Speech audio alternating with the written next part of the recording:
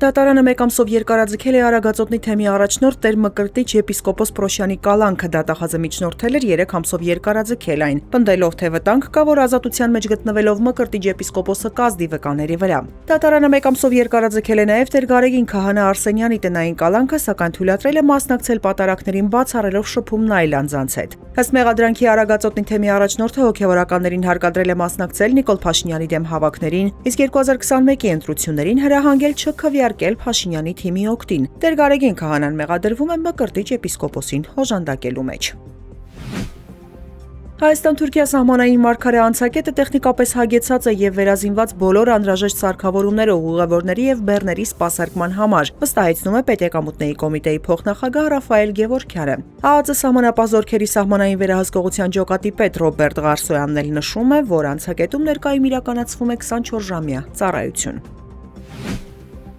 Հայաստանի 1000 խոշոր հարկ վճարողները 2025 թվականի հունվար-դեկտեմբերին պետբյուջե են վճարել ավելի քան 1 տրիլիոն 946 միլիարդ 460 միլիոն դրամ։ Պետեկամուտների կոմիտեի հաղորդմամբ 2024-ին առաջին 1000 հարկատուները բյուջեին մուտքագրել ավելի քան 1 տրիլիոն 772 միլիարդ 914 միլիոն։ 2025 թվականի արդյունքներով Հայաստանի 5 առաջատար հարկատուներն են Mobile Center Art-ը, Grand Tobacco-ն, Զանգեզուրի պղնձամոլիբդենային կոմբինատը, Gazprom Armenian Artshin բանկը։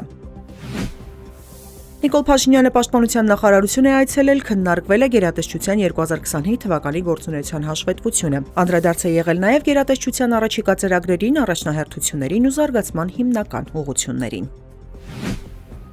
Կյանքից հեռացել է Երևանի նախկին քաղաքապետ, տրանսպորտի եւ կապի նախկին նախարար Ռոբերտ Նազարյանը։ Հոգեհանգիստը տեղի կունենա վաղը Կոնդի Սուրբ Հովհաննես եկեղեցում։ Ռոբերտ Նազարյանը 2000 թվականին զբաղեցրել է տրանսպորտի եւ կապի նախարարի, 2001-ից 3 թվականներին Երևանի քաղաքապետի պաշտոնը, իսկ 2003-ից մինչև 2018 թվականը եղել է հանրային ծառայությունները կարգավորող հանձնաժողովի նախագահը։